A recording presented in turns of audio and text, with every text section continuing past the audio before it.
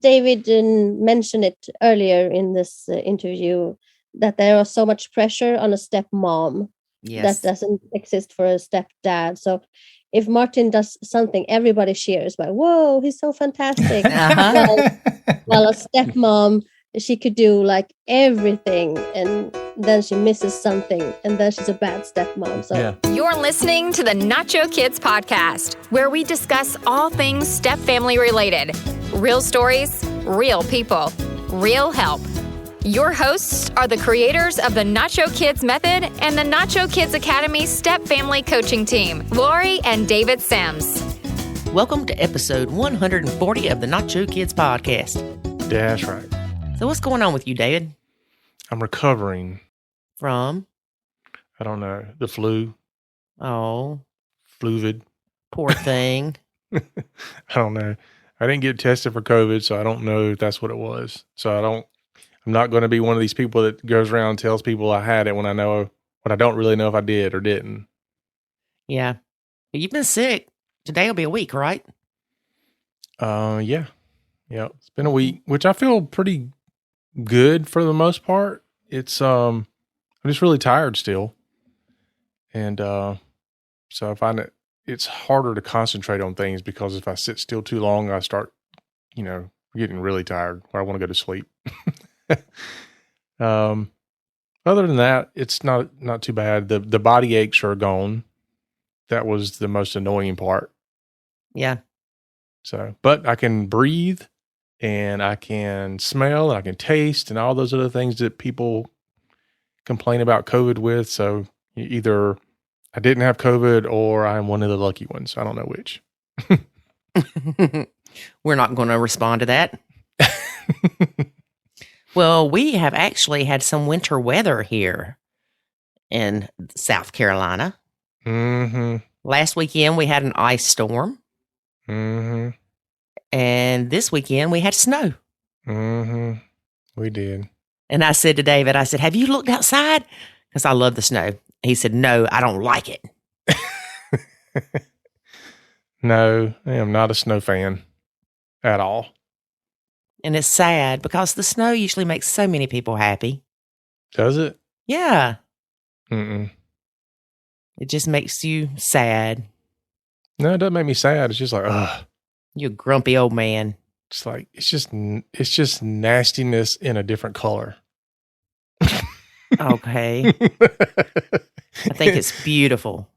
I mean, it's nice and beautiful in the fact that, everything's completely white and covered with snow. I get that. But it's going to turn, and I get it. We live in the South, right? So you better look at it in the morning because it's gone in the afternoon. And then it's just nothing but days of mud and mush and all the slag they put all over the road gets all over your car. And it's just the next month is going to be nothing but nasty because of this. That's why I don't like it.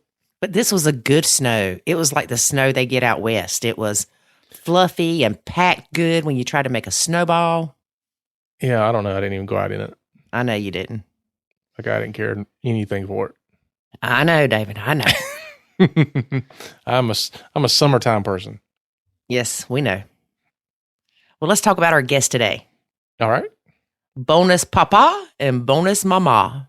Oh, I remember them. Martin and Maria. Yeah. So Martin and Maria reached out to us.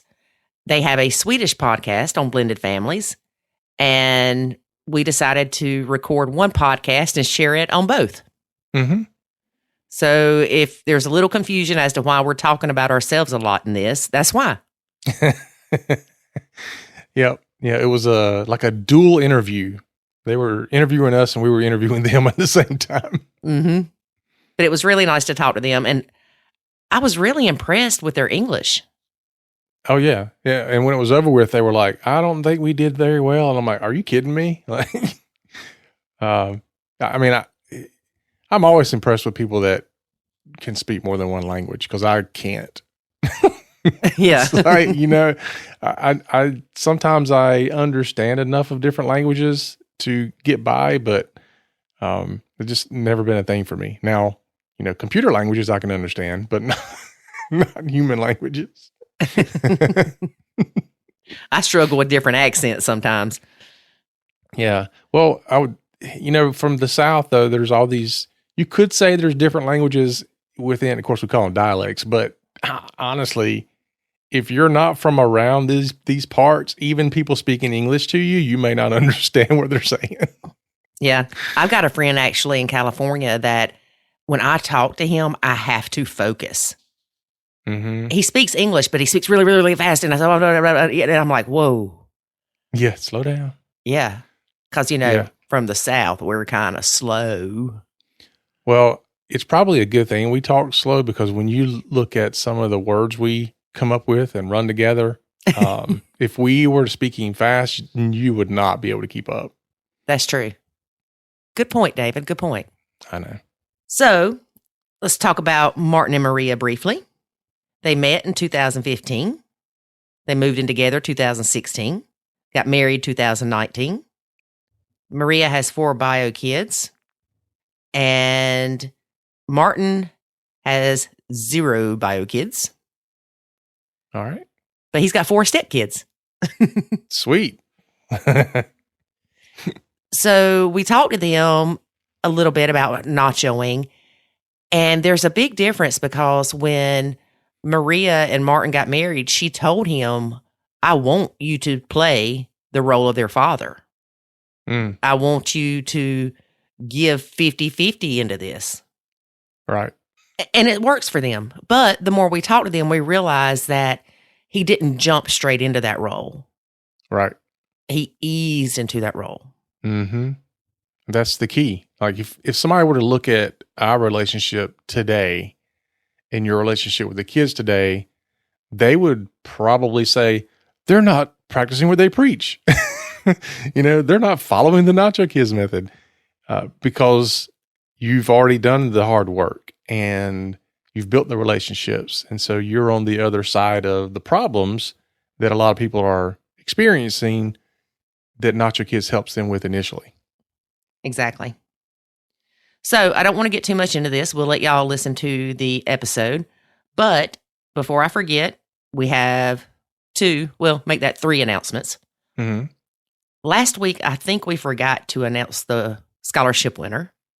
So we are going to announce 2 scholarship winners. Cool. The winners of these 2 scholarships of the Linda Dunham Scholarship to the Nacho Kids Academy are Jess P. and Shell D.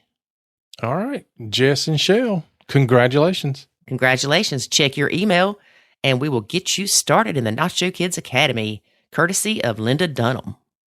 Thank you, Linda Dunham. And our next announcement is April the 29th and 30th of this year. We are going to be with Laura Petherbridge at a couples event for blended families. Where's that going to be? In Fort Worth, Texas. Yeehaw. Yeehaw, y'all. All right. So for those of you who are somewhere near that area or want to go to that area, come on out. I'll let you buy me a drink. And this is a faith-based event. Just thought we would let you know. All right. So David, don't be drinking. Duh. Water, Coke. Come on now. I'm kidding. Just because it's faith-based don't mean you can't drink. Yeah. It just means you don't talk about it the next day. Is that what it is?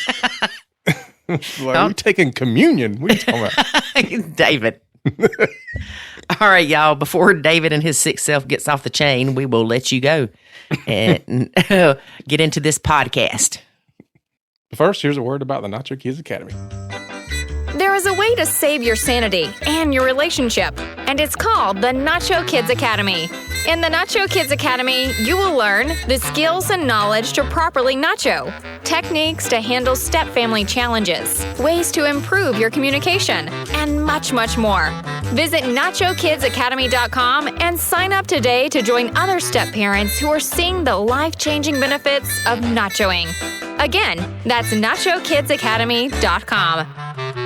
We're Martin and Maria Erlandsson, and we have a blended family since almost 6 years. Congratulations. Yeah. And we have a blended family for 12 years. Sure, it's not 120. Yeah, 120. And how do you describe yourself and your family? How many kids and what do you work with and so forth? So I have 4 boys. 3 of them are triplets. And my oldest is 23, and the triplets are 21. So 3 21-year-olds and a 23-year-old. And then Lori has a son who's 16. So we have a house full of boys. So are they still living at home? No, right now the only one living at home is Jackson, which is Lori's son, the 16-year-old. And all 4 of my boys have moved out and moved on to the next stage in their life. I have 3 of them that are serving in the United States military and 1 that is not. And the ones in the military, one of them is getting out in 2022. The other one may get out next year. We're not sure yet, but they're going to, over the next couple of years or so, they're going to start, boomeranging and coming back. Okay. Now they're coming back, though, with one of them, my oldest one, he's married now and he's got his own kid. So, they go out by themselves and they come back with more. So it's only Jackson living at home. Yes. I have been listening to your podcast, and I listened to the episode number 100, and I was told that Jackson he's just 5. Yeah, he's only 5. Yeah, they still talk about that. Anytime Jackson would do anything, I'd say, he's only 5. He's only 5. And you met when he was 4 or 5, and the triplets was maybe 8, 9? Let's see, we got married when Jackson was 4. So the triplets were 9 and Avery was just turned 11. The oldest had just turned 11. Yeah. So I've been in Jackson's life since he was 3. Mm-hmm. Yes. And the youngest here, I first met her when she was 5.5. And her dad has now moved 500 kilometers north. So she lives here full time, maybe since spring of 2020. Mm-hmm. And then the teenagers, their biological dad lives only a couple of kilometers from us, but the oldest live here full time. They are 18 and 19. And the 17-year-old, maybe every other day or so, she travels back and forth Yes. on her own, by herself. Okay. So I don't have any biological kids. I'm only a bonus dad, but the kids have 2 different dads and 2 different situations. So, Maria, what is your relationship like with your exes? Do y'all co-parent well? Well, it has been about 10 years we've been separated, or is it more? I don't remember. And one of the dads, it works good enough. And one of the dads, he doesn't exist for me. So it's different. Is the one that doesn't exist the one that moved 400 miles or 400 kilometers away? Yeah. And that was the final drop that made him not exist, kind of. Because Yes. we had a time when my daughter lived 1 week with him and 1 week with me. But it was for just like a year or so. And I was kind of in the middle there. And when she lived every other week, she also had a bonus mom. And we could manage some practical things in her lives, which things she would have to bring to school when she had gymnastics, and which clothing to bring back to us. And we could text message me, the bonus dad, to her bonus mom, because it wasn't so infected with a lot of feelings then. Right. So you kind of took over the communication. You and the stepmom, well, you don't say stepmom, the bonus mom took over communication because Maria and the ex couldn't communicate very well. Yes. So it's almost, if I understand the Nacho Kids, maybe it's sort of the other way around, that we want to have, or at least I want to have, a responsibility and try to be almost as if we were a nuclear family. And it might be easier because I don't have any biological kids of my own. Mm-hmm. Yeah, I wish David would have dealt with my ex. Yeah, it was good for a while, actually, but now it's a different situation, and he's separated from my daughter's stepmom. We can say stepmom in this, and now he lives with another woman. But since he lives so far away, she's not like a parent or anything to my daughter. Mm-hmm. And we actually started our podcast in the summer of 2017. That was our first thing. And then later we also started a Facebook group.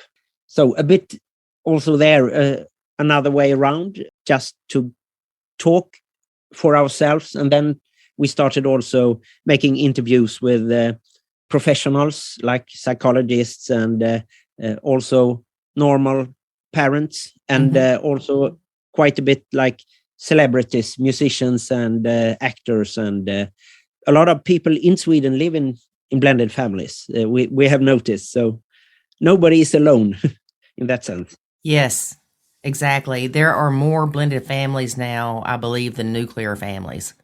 Yeah. And when and why did you create your Nacho Kids method? Well, 2 years after David and I got married, we were about to get divorced because things were not going well at all. We were miserable. The kids were miserable.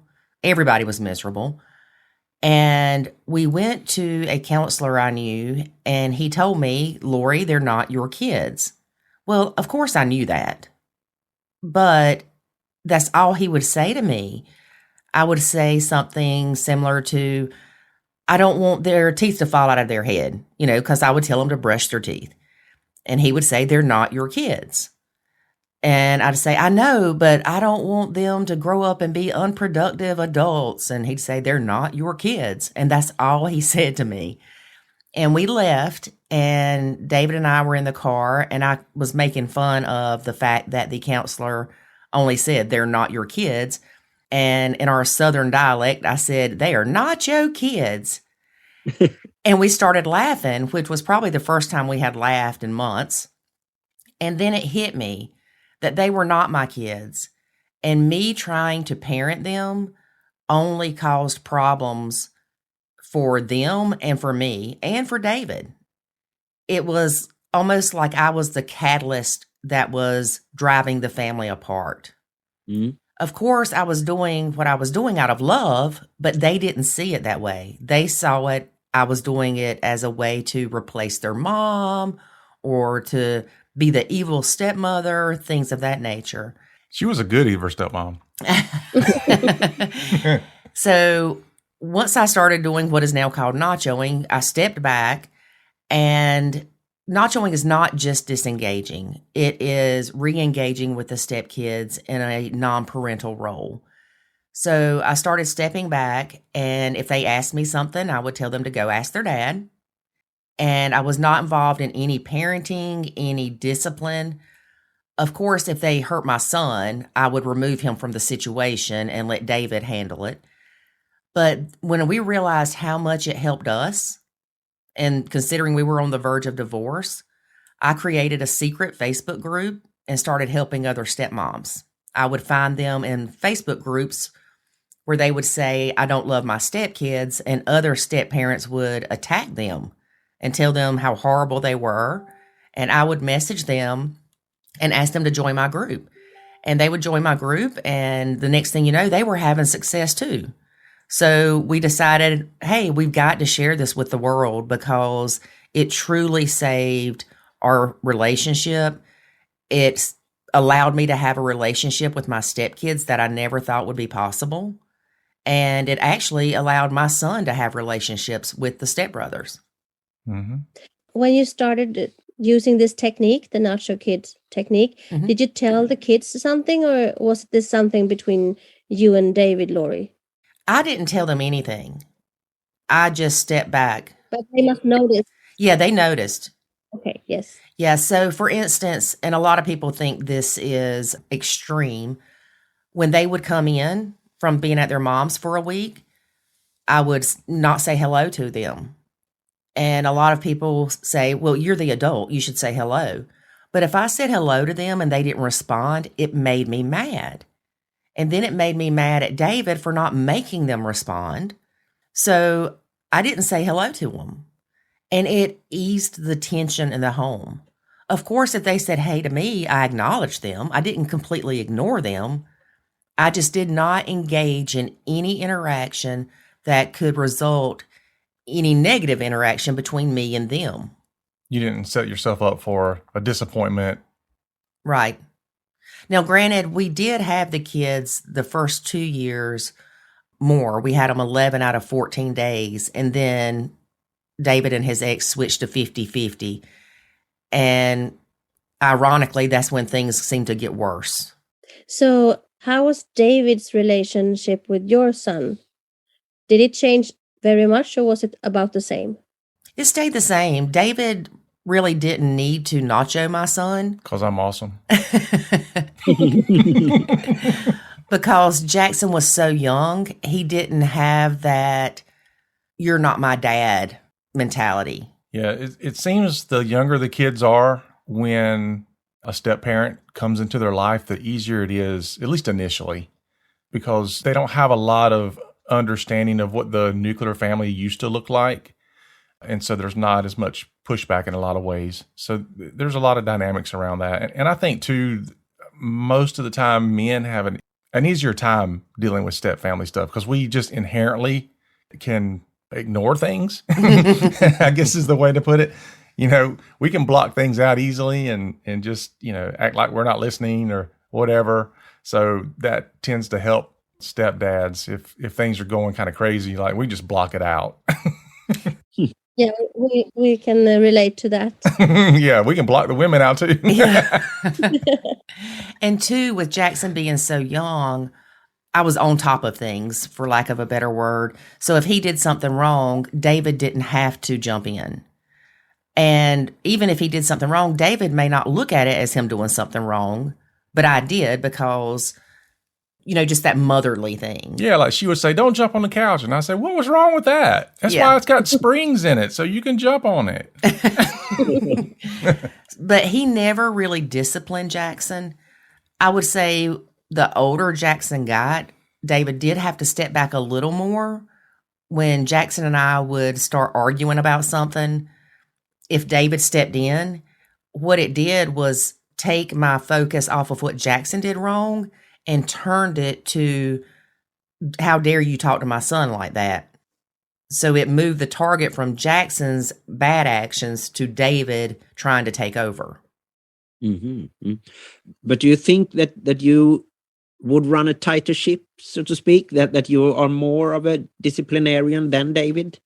With his kids, I was. No, I was fixing to say, don't even try it.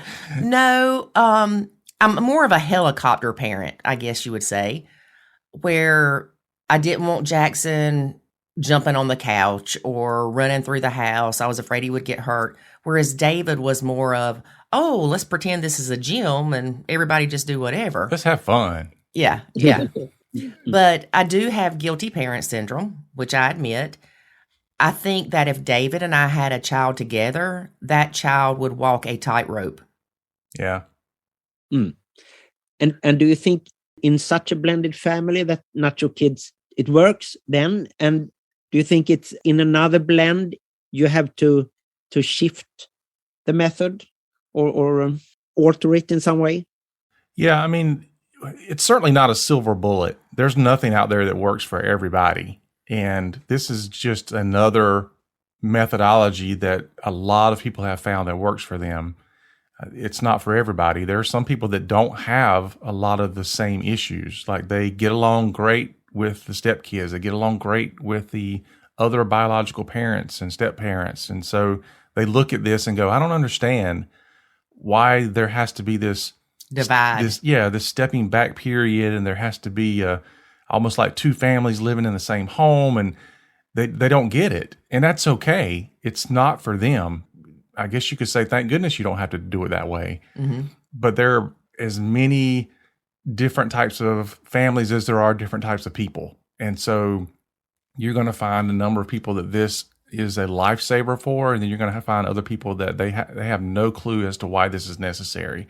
And even sometimes they can talk bad about the methodology and how dare you, not treat your kids like your own and things like that. And that's okay. They don't understand it.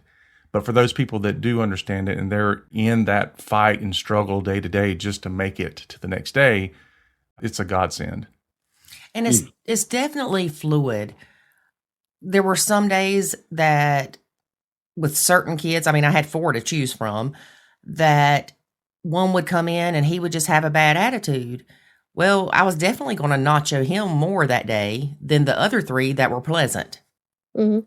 And what's interesting is we say that Branson, he's the oldest triplet, was the ringleader to get me and my son out of the house. He would actually call David and say, has she left yet?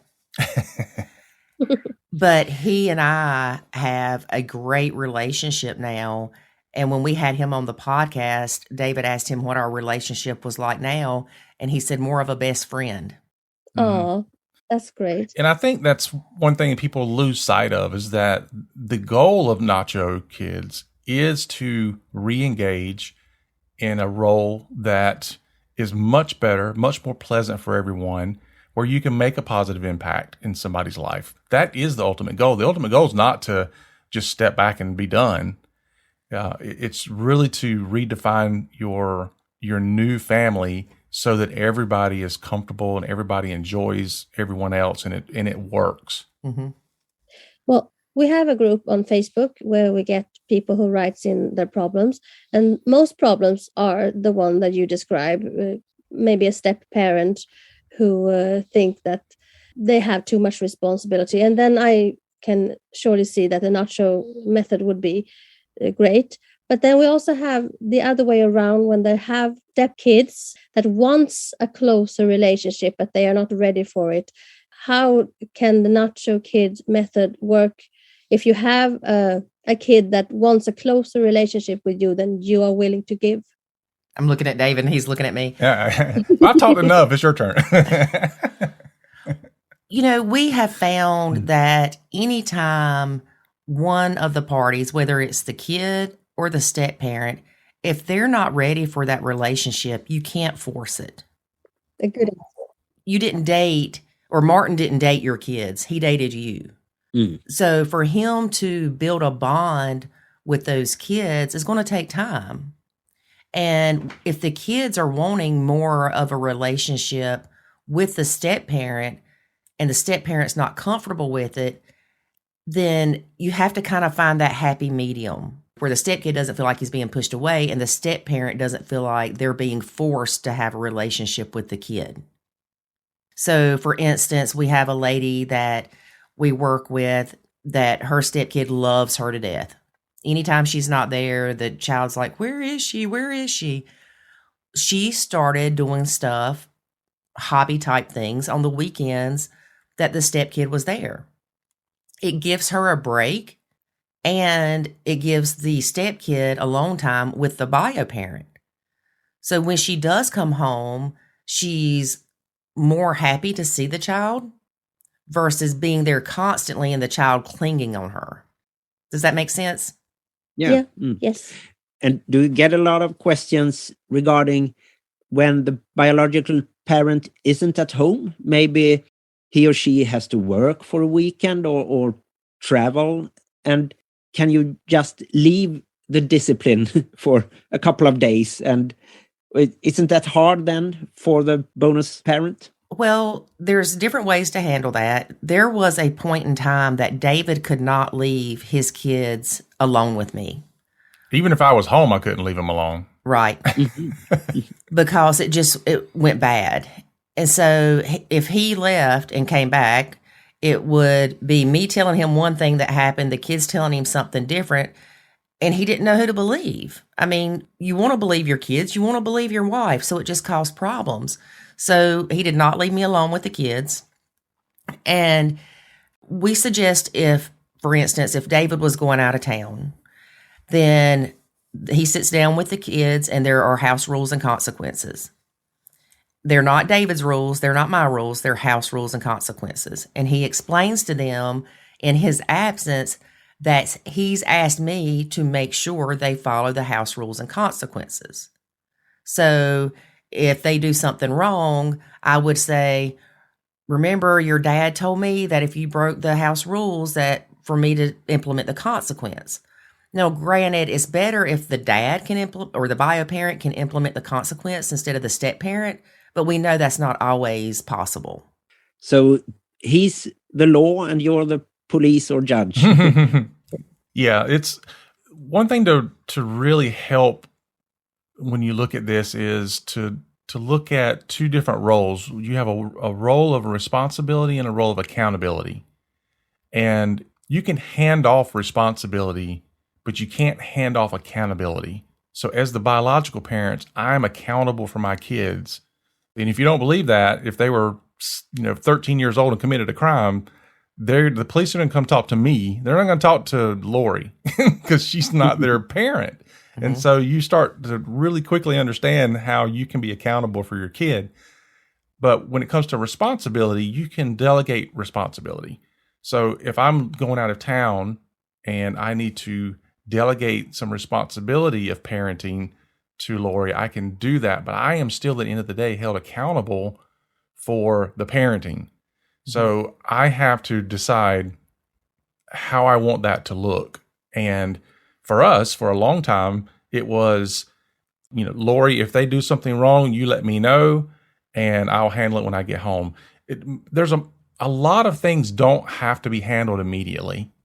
Mm-hmm. Unless the kids are fighting or something like that. If the kid's not doing their chores, she doesn't have to do anything immediately. It can wait until I get home.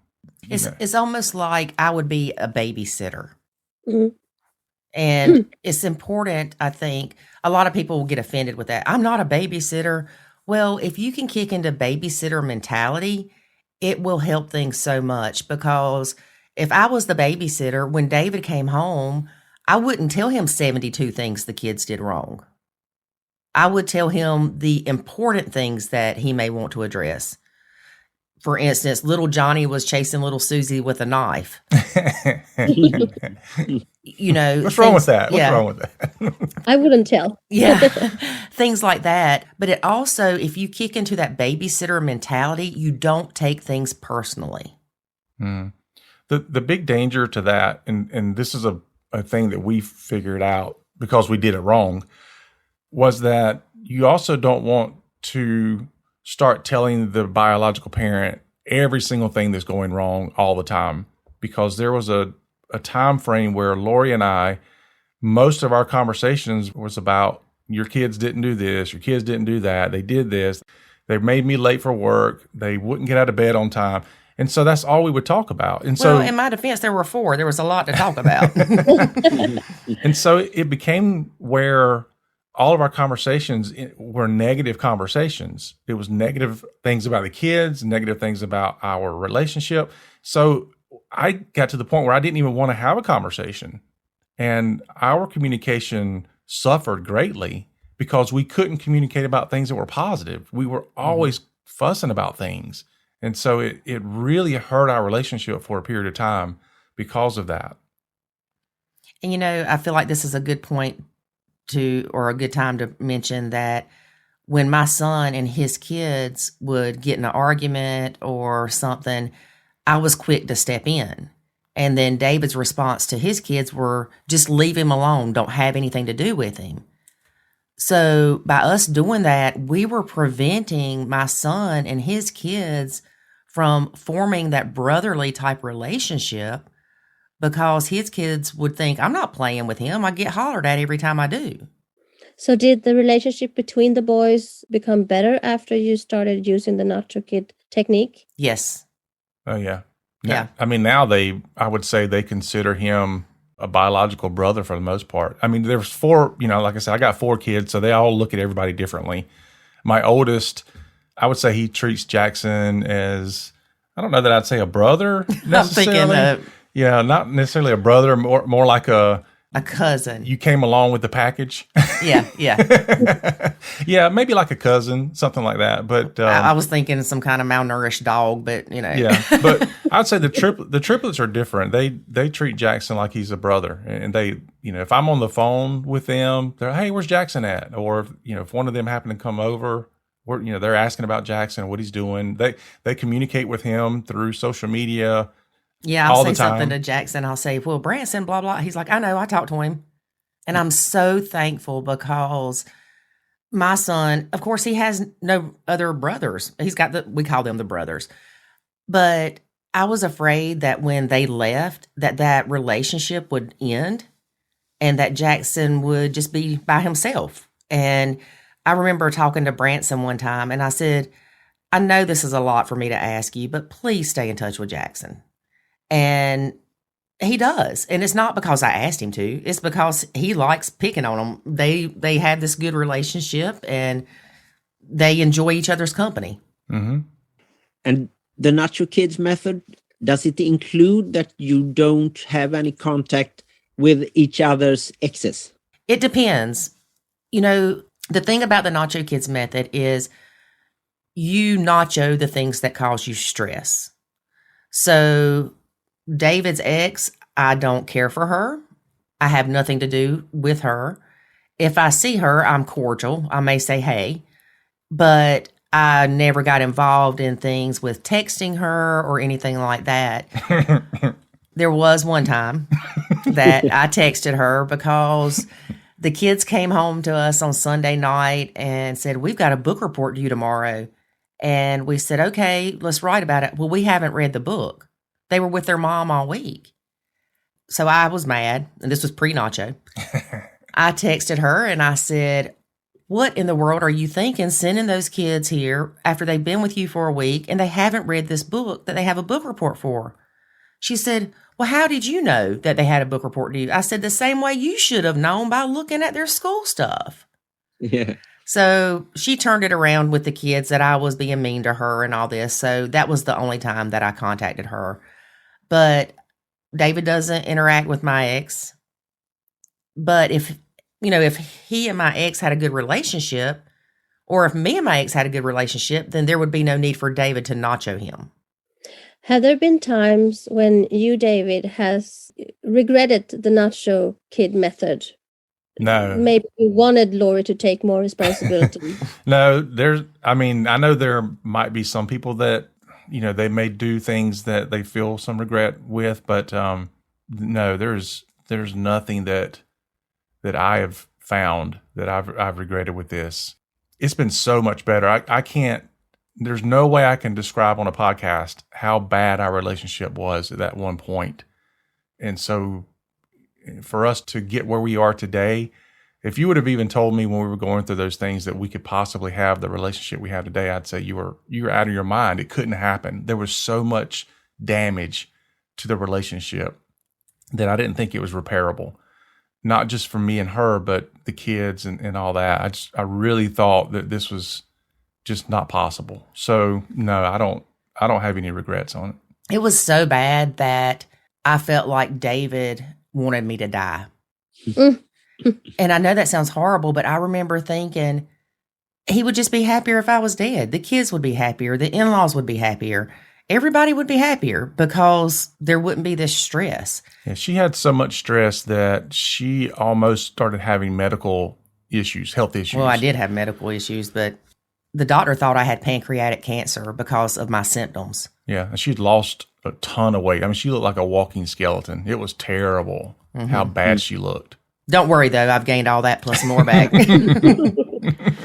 But stress will kill you. Yes, stress will kill you. So, Lori, when you then started doing this nacho method, what did you do instead? I mean, it has to be hard in the beginning when you bit your tongue or just walked out and screamed, or what did you do? It was very hard for me to keep my mouth shut because I'm very opinionated. Mm-hmm. But I started doing what I should have been doing in the first place. I focused on my relationship with David, and I focused on my relationship with my son. Because unfortunately, when I was so focused on what his kids were doing wrong and that he needed to correct them, I wasn't focusing as much on my son. Yeah. And the kids, did they get the bonus siblings on their other sides with your exes? Not with my son. Well, his dad's had several relationships that the girlfriend has had kids, but they didn't last very long. And David's ex, she married. We don't know what she's doing. Yeah, we don't know what she's doing, but she did get married at some point and then divorced and then married again to the same guy. So I don't know what she's doing now, but he does have, I think, a couple of kids, but I don't know that there's any relationship there at all.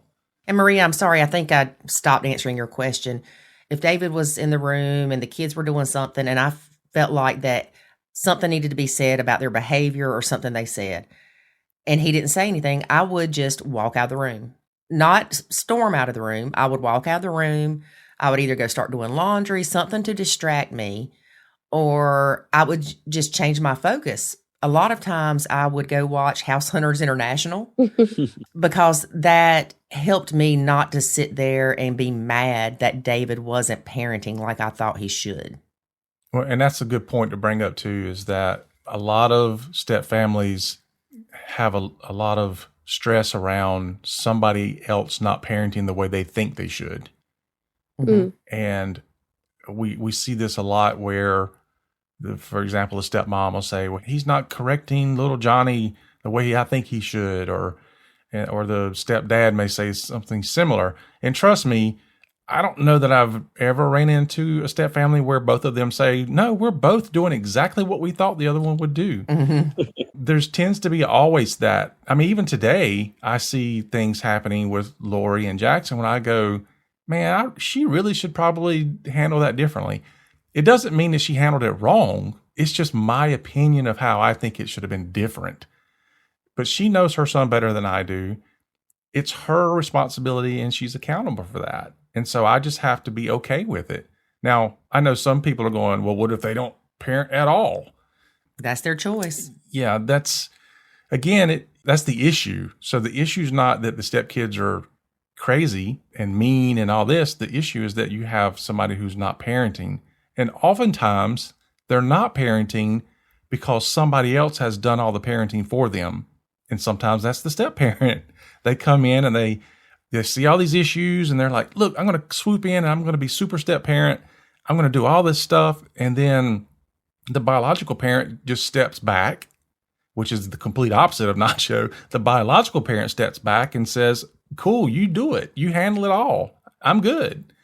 And then the step parent gets burnt out and stressed and it causes issues. Yeah. And so then they create their own problems because they've reversed the roles of accountability and responsibility to where they shouldn't be. Mm-hmm. And hobbies are great. When you're not showing, hobbies are great because for me, I would paint what I call granny ceramics. And I could just get so into painting that as long as the kids didn't hit the table and mess me up, I didn't care what they did. I could tune them out, and it's something that I enjoyed. It was a stress reliever for me. And now you have this Nacho Kid Academy where you teach these things to other families. Mm-hmm. Of course, it was something that grew, but in the beginning, how did you tell yourself, this is what I should be doing? Did you have influence from somewhere else, or did you just came up with this Nacho Kid method on your own? Well, we came up with the method on our own. Well, the influence, I guess, came from the counselor telling me they're not your kids. But when we saw the success that people were having in my secret Facebook group, we decided to have a open Facebook group. And we realized quite quickly that you cannot teach the Nacho Kids method when you've got thousands of members in a group. You have so many people in the Facebook group that they don't really want help.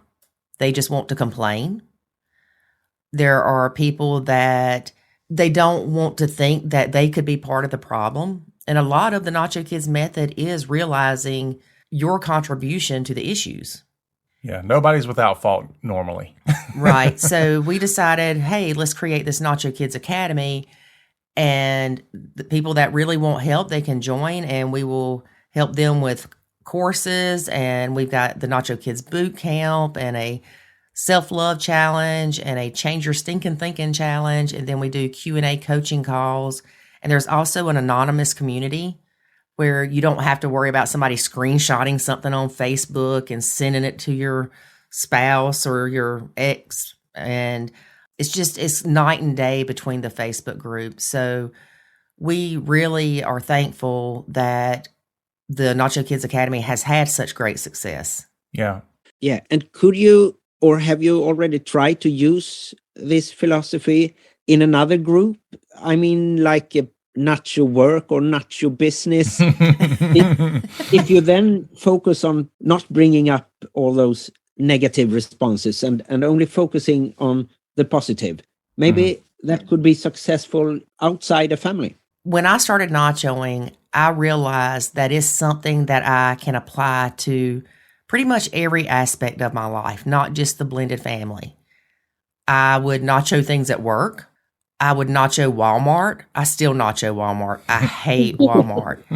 So things that cause me stress, for instance, if you're driving down the road and somebody's riding your tail, that stresses you out. Well, you can get mad, or you can pull over and let them go in front of you. And that's what I do now. Before, I would get mad. Now, I'll just pull over, let them go on their merry way. And then when I meet them at a red light or something, I'm like, oh, you got really far there, didn't you? Mm-hmm. So it's really just lowering your stress. A lot of times it's putting things into perspective. For instance, yeah, the stepkid drew on the back of the couch, but at least the stepkid's not having a terminal illness to where they can't draw. And I know that seems extreme again, but you have to put things in perspective, and you have to be able to find the positive in things, because we are geared to automatically think negative because it's our brain's way of protecting us. So if we start thinking more positive and finding those positive things, it not only changes us, but it changes the people around us. Mm-hmm.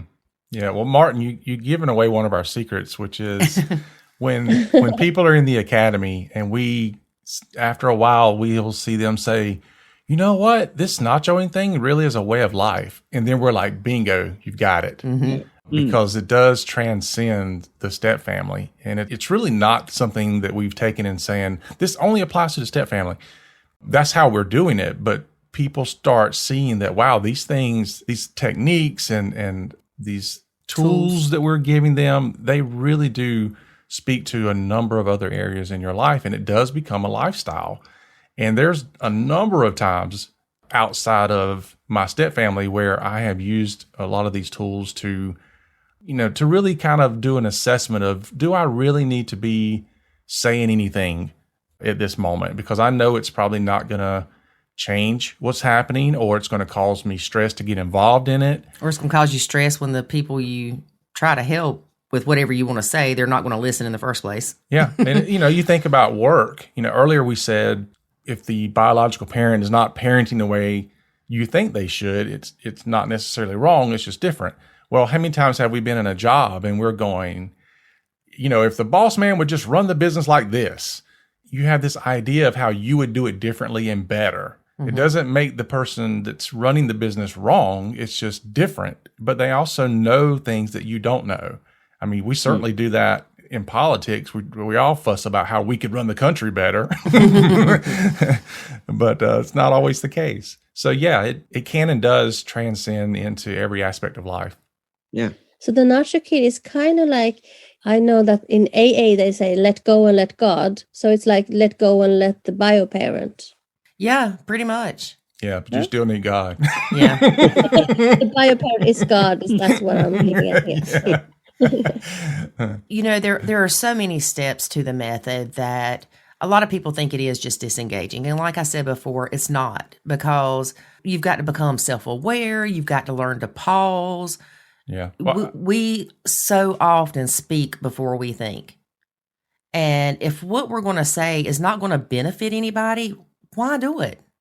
I think the AA analogy is perfect, because some people think of AA as, you just have to admit there's a problem, and then everything else falls into place. No, that's the first step, is admitting there's a problem. And with nachoing, the first step is disengaging. But you can't stop there. You have to go through the entire process or you don't get the same benefit. The same way with AA. So that's a perfect example. And even though I've re-engaged a lot with my stepkids, I still nacho certain things because I'm not their parent. And I know them well enough to know where that boundary is. It's almost like, at some point you're going to talk to a wall. So I just say, I'm not going to do it. I'm just not getting involved in that. David can deal with it, or he can choose to let it go. That's his decision. But I also know that my stepkids know that I love them and I would do anything for them. So if I do give them advice that could come across as parenting advice, they know that it's from a place of love, not a place of control or trying to be their parent. Yeah. And we are very happy to send out your thoughts to our listeners. And maybe I think we have enough material, and now we can let you fire away with questions about our life and our methods, because Maria actually lived in a blended family before me, and when both parents had kids and then got a child together. Yes, but a human child. Yes, a human child. I'm so proud of you, Maria, for having a human child. Yeah, as opposed to. And I think her experiences in that family on and off for over 6 years. It's very different. Yes, and that led up to her telling me that she didn't want a blended family in that way. So what she told me was she wanted to try to live as if we were a nuclear family.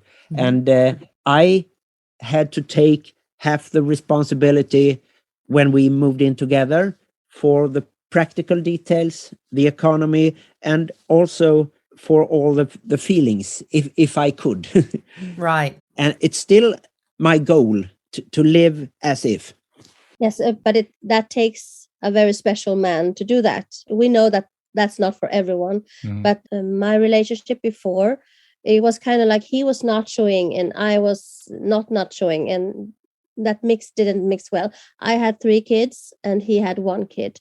And so when that ended, I didn't want my kids to go through not being seen again, not being noticed. That's why I told Martin, if you want in, you have to go all in or you're all out, because I had nothing more to lose. So I was happy living on my own with my kids. And if he wanted in, then he had to go all the way in. So, and that would be the opposite of not showing, but I understand the natural method also. Maria actually tried to scare me when we first started texting, and we had 1 week of texting before we actually met, even that we were living in the same city, Varberg, with maybe 60,000 inhabitants. And she said, I have 4 kids with 2 different fathers.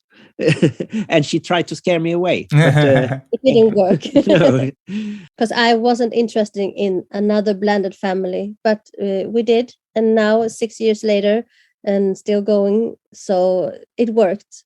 But it is a lot of work, and you have to find your own methods sometimes, I think. So, Martin, did your friends say, "What are you thinking, dude?" Actually, I got a lot of positive feedback, and they were impressed that I went from no kids and living just in my small apartment, working a lot at the newspaper. I'm a reporter, 25 years, to try to be a dad. So I think maybe it's easier for a man to have all those positive feedbacks trying to be a father. I don't think a stepfather has the same negative vibe, because even if I don't do my half, it's still more than nothing. and they I think David mentioned it earlier in this interview, that there was so much pressure on a stepmom. Yes. That doesn't exist for a stepdad. So if Martin does something, everybody cheers by, whoa, he's so fantastic. Well, a stepmom, she could do like everything, and then she misses something, and then she's a bad stepmom. So yeah, or stepdad could do nothing, and there's like, well, what do you expect? And then stepmom does nothing, like, oh, she's a sorry woman, she won't step up and do anything. Yeah. And Sweden is, it's a country where most of women work. We don't have so many stay-at-home moms. No, and we have a lot of fathers staying at home with their kids for maybe half a year, because we get salary from the government, also the fathers, to stay at home. Wow. So, we still have a very positive image of men taking care of kids. But we still have a long, long way to go. So, Maria, you were in a relationship. Yes. You and your husband split up, and you had 3 kids at the time. Yeah. And then you got in another relationship. Yes. And he had 1 child, you had 3 kids, and then you had a child together? Yeah, that's right. Okay. I'm curious, how... What was I thinking? What were you thinking, Maria? Did your husband, the last husband, sorry, I don't know how to phrase that. Number 2. Yeah, number 2. Martin, you're number 3. Yeah, I know. Third time's a charm. So yes. Number 2 nachoed your kids, your 3 kids. Yes. And when you say nachoed, like he didn't really have a lot to do with them, kind of ignored them? Yeah, his focus was on his son, and then later partly on our kid, but it was very much his son.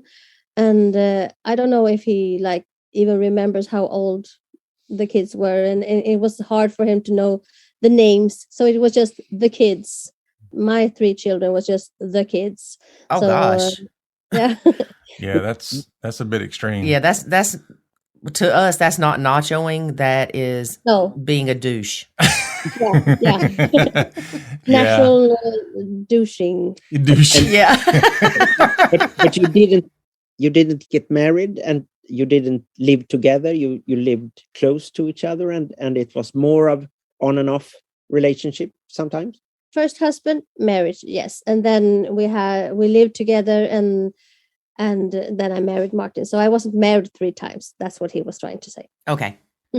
So how often did you have your kids, or how often was your father of ours kid? How often was he around your other kids? Oh, well, I think we had basically a 50-50 situation.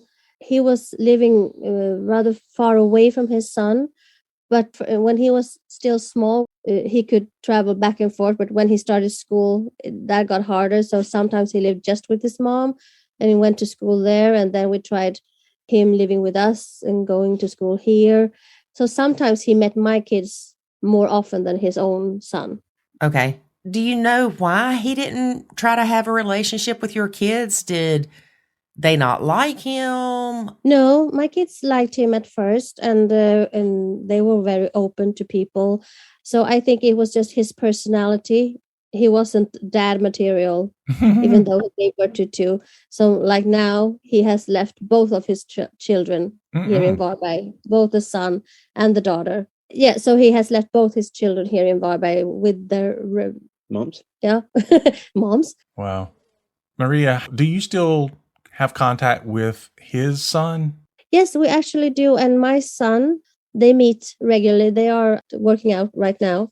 So my relationship with my former stepchild is much better now than it was back then, because like Lori explained before, since there was so much focus on him and he getting away with a lot of things, then my children didn't like him at the time.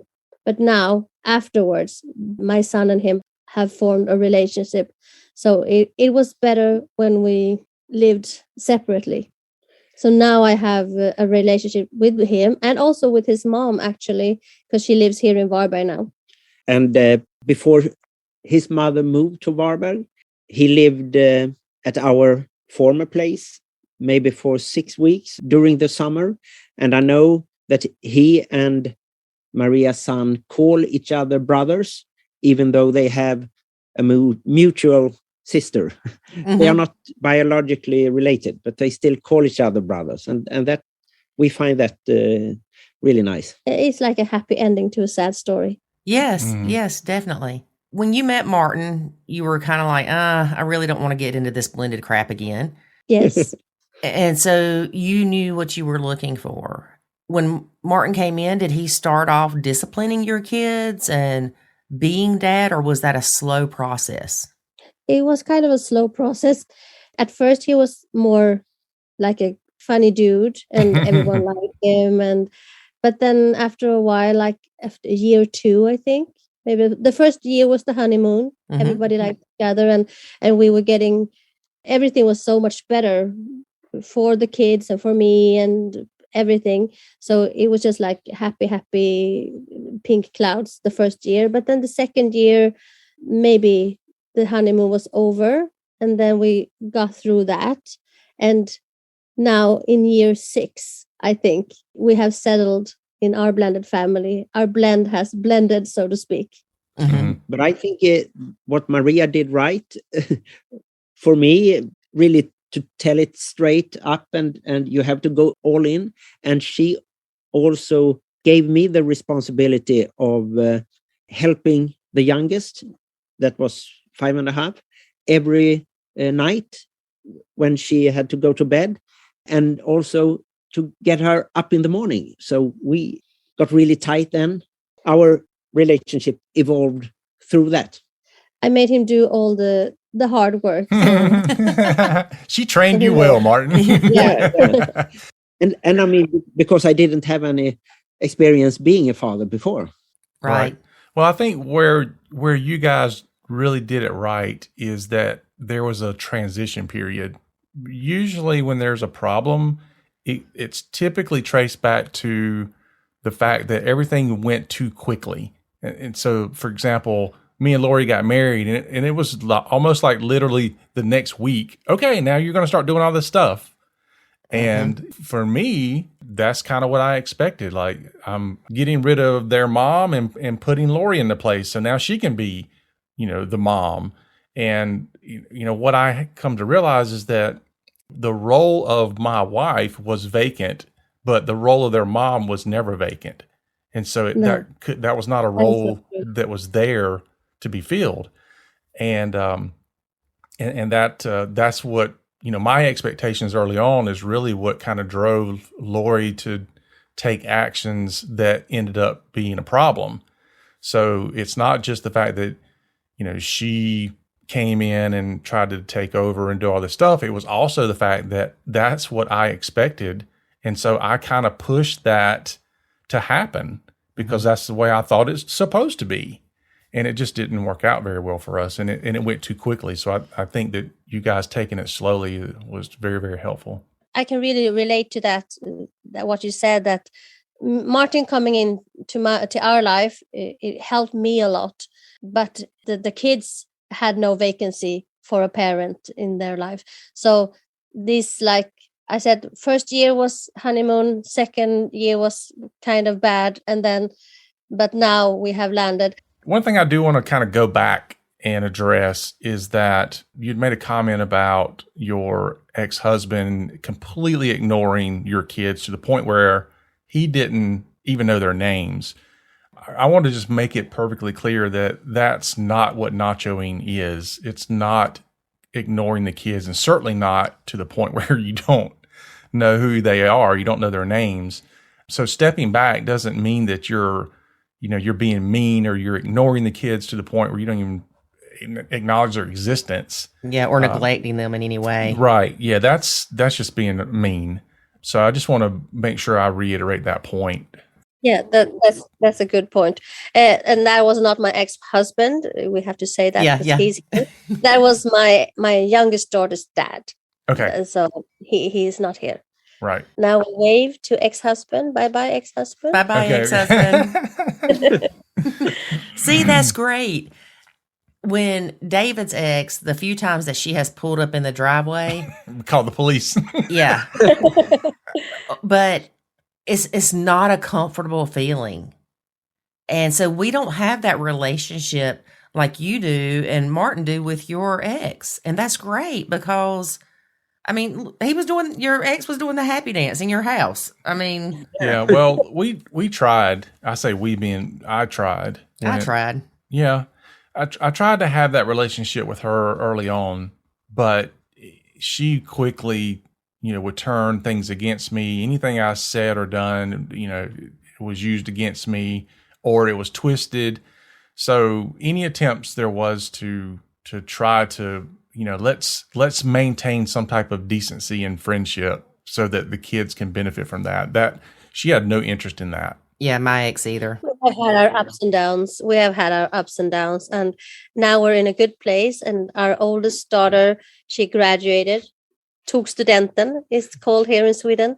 And her dad was here and we had a party. And so we're in a good place now. But it hasn't always been like that, but we're in a good place now. Yeah, we can have, for example, if we had a party, as long as it's somewhere neutral, we're okay. But I don't want them in my house. No. I think this house has been more of a mutual place. Since most of the kids live here full time now, and their dad is always welcome. And I think we have come to an understanding that this is it.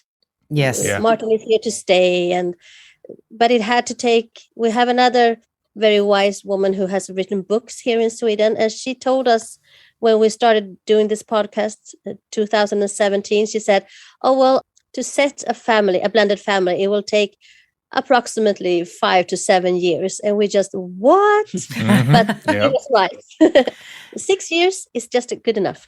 Yeah, we heard the same thing. I don't know where that statistic comes from, that it takes about 7 years to blend. And David and I are very competitive. And when we heard that, we're like, shoot, we're going to knock this out in 2. Yeah, we about knocked it out completely in 2. Yeah, I mean, we thought we knew what we were getting into, and we absolutely did not. Well, because we prepared. We didn't go into it blind, but I don't know that. Well, we did go into it blind, even though we had prepared to go into it not blind. Yeah, there's the book knowledge, like we read the books, and then there's the life happens to you knowledge. Mm-hmm. Yeah. So, Maria, I have to ask you, when, say, your kid doesn't do a chore or they do something wrong, and Martin corrects them, does that bother you?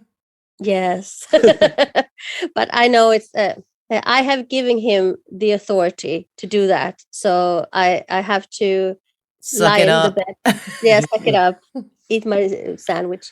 But sometimes it's like when he says things to my children, it's like it's a meaner tone. Yeah, it's like critique to me, but no, he is a good parent, so he doesn't yell at them or anything. He can nag them though, but I'm actually very mild, I think. I mean, like you said, I never raise my voice. Naggy. And even, I mean, that might be a problem sometimes, that the kids doesn't listen to me because I don't want to be angry. I want to be reasonable and just ask them, isn't it better that you go and brush your teeth now? Otherwise, you have to go to the dentist and so forth. And maybe sometimes that's the wrong method. We are sometimes making a joke about, there are 2 methods. I see if I can say it in English. Low effective and passive aggressive. Martin is low effective, passive aggressive.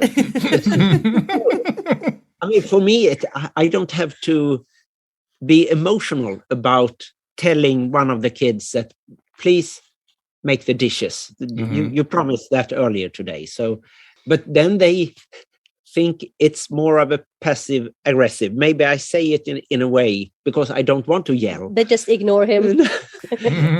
Mm-hmm. But I think for me, the problem is sometimes that I feel the need to discipline more often than Maria. You think that I don't discipline.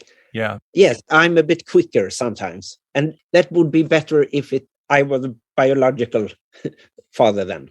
Mhm. Yeah, we have done that switch that David was talking about earlier. It has switched. So Martin is more strict than I am. It's interesting because David's kids would do things, and I'm thinking, why isn't he disciplining them? But he didn't see it as them doing anything wrong. Mm. So, for instance, with my son, sometimes I'll say Jackson, and he'll say, what? And I know David's thinking, you're letting him say what to you instead of ma'am. But sometimes it bothers me and sometimes it doesn't. But if David jumped in and said, you say ma'am to your mama, then I'd be like, I didn't have a problem with him saying what. So why do you have a problem with it? So a lot of times the step parent will view things that the stepkids are doing as disrespectful when the bio parent doesn't.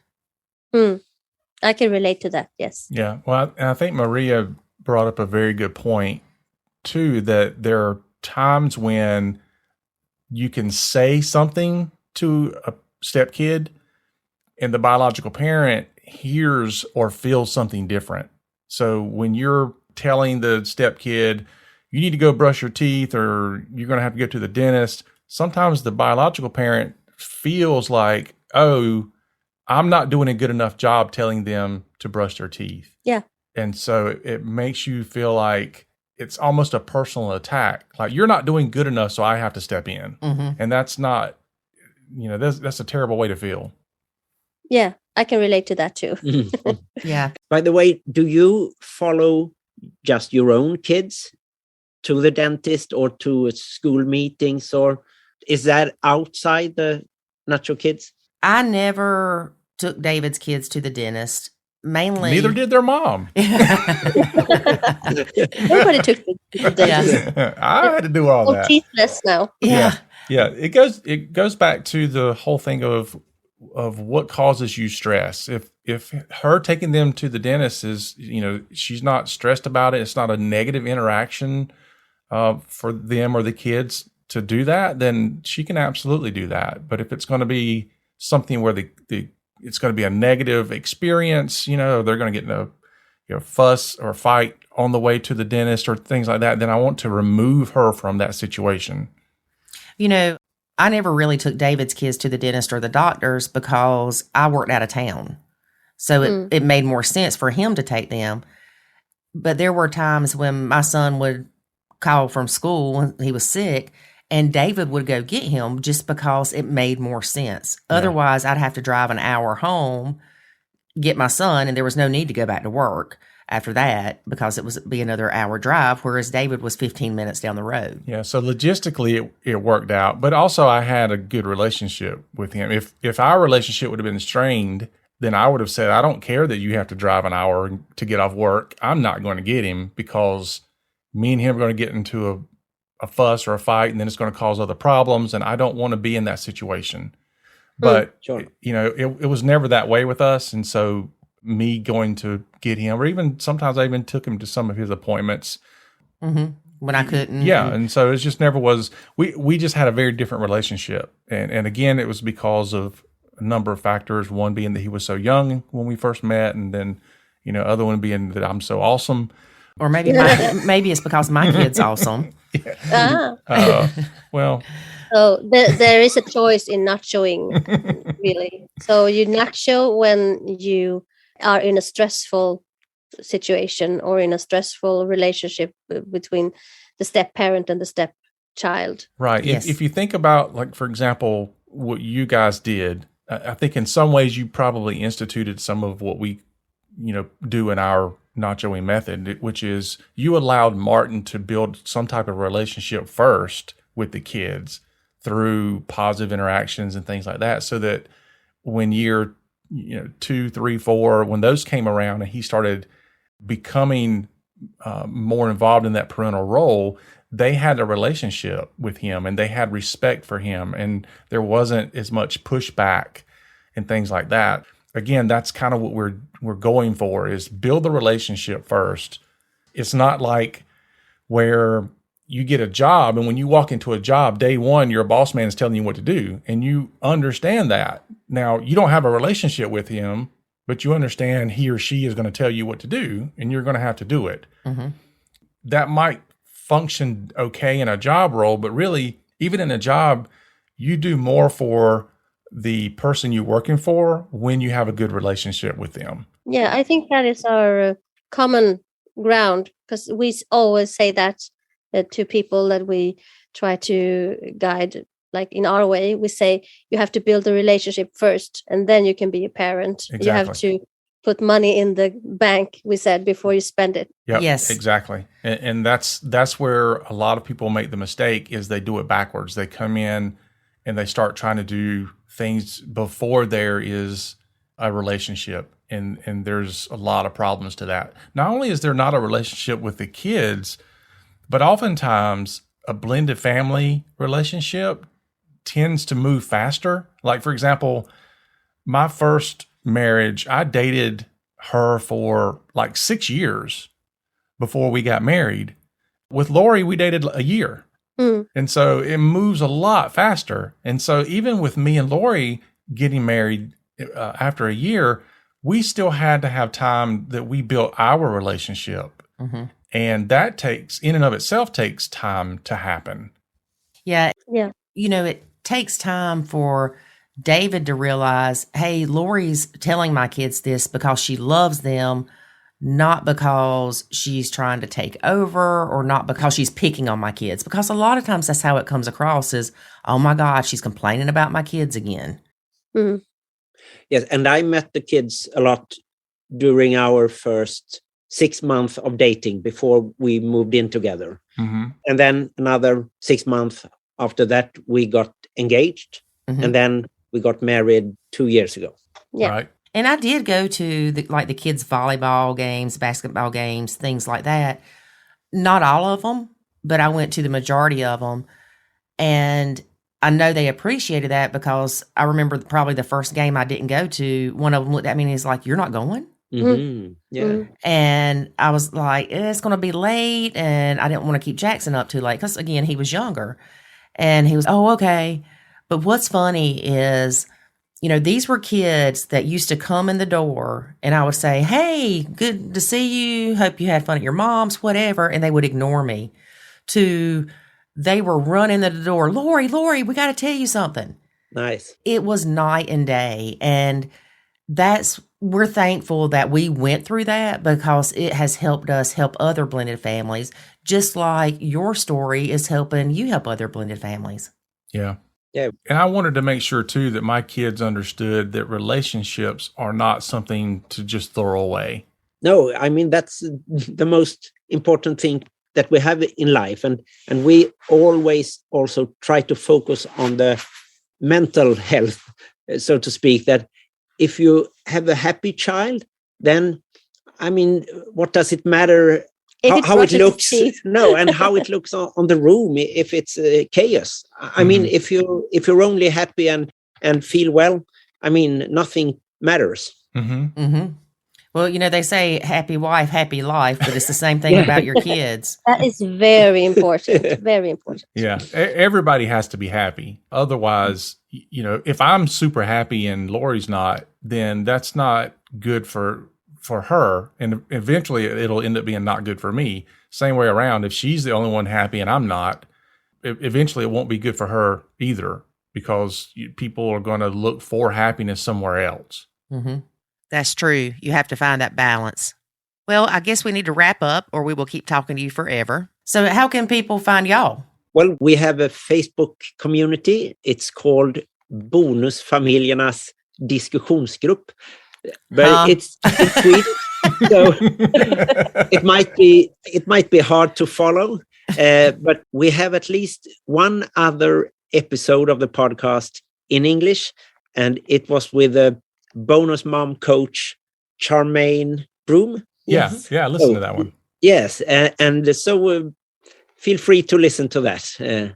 And as we say, we are happy to have you as our guests, and I hope that your listeners can feel some inspiration from our own different method, as if. Yeah. Well, it's important to understand, no matter where you live in the world, step families struggle. it's hard. And also, no matter where you are, there are people out there that are trying to help. And so it's important to understand you're not alone and there are resources. And so you figure out who those resources are that resonate with you and your issues, and then go to those people and get help from them. Mm-hmm. Yes, we can copy that. You are so right. Thank you, Laurie and David. And all the best in the future. And a big hello from us to your 5 sons.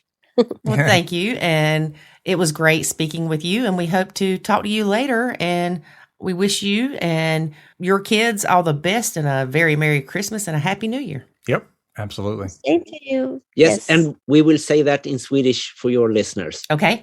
God jul och gott nytt år. Wow, that's a lot shorter. Yeah, it is. David, I'd like to go to Sweden.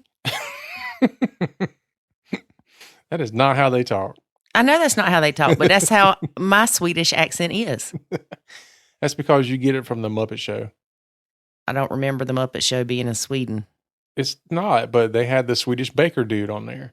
And that's how he would talk. He'd be like, I'm going to make a little thing today for the show. Oh, man. So, yeah, if you've never seen that, check it out on YouTube. But, back in the day, gosh, it was probably the late 70s, early 80s on the Muppet Show. So Google Muppet Chef. Yeah, that would probably come up. And he was the Swedish chef. But, the other thing that fascinates me about them is I think this is like the second time they've done like an English speaking episode. Yeah.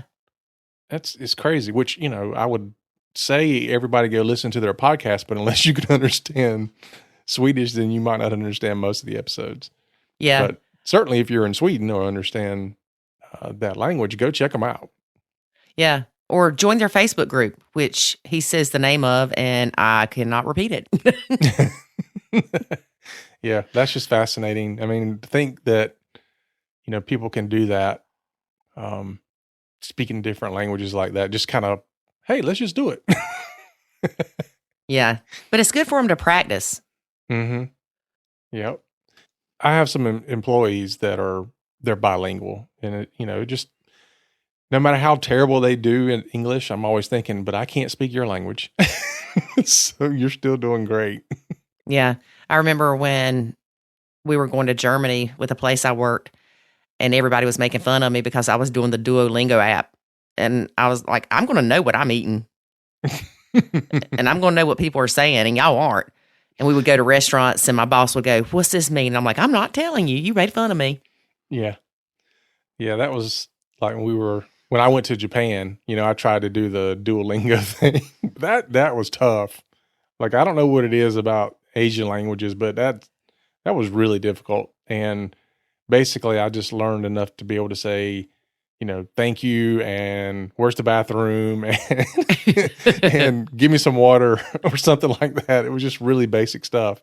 But it's amazing though, once you're there, and you might remember this when you were in Germany, but once you're there and you're immersed in it, it's almost like you pick up things really quick. Yeah, but also Germans, their predominant language outside of German, of course, is English.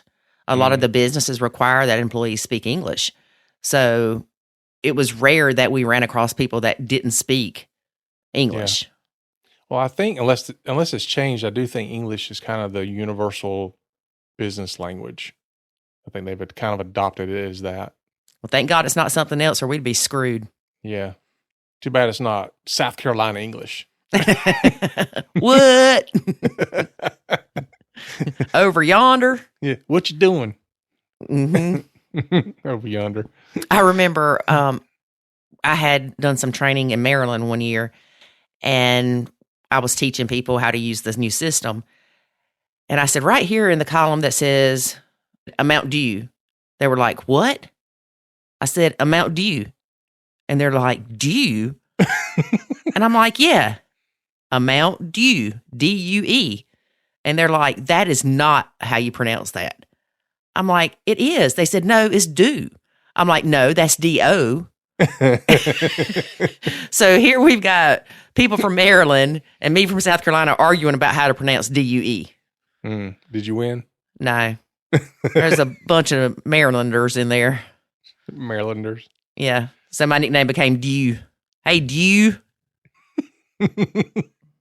Not surprisingly. Yeah, it's funny. And the funny part too is when you live in an area like we're here, and we sometimes hear people that are more Southernese. Yeah, I mean, they like their level of backwoods speak is more than ours. And then they were like, "Oh my gosh, good Lord, listen to this person."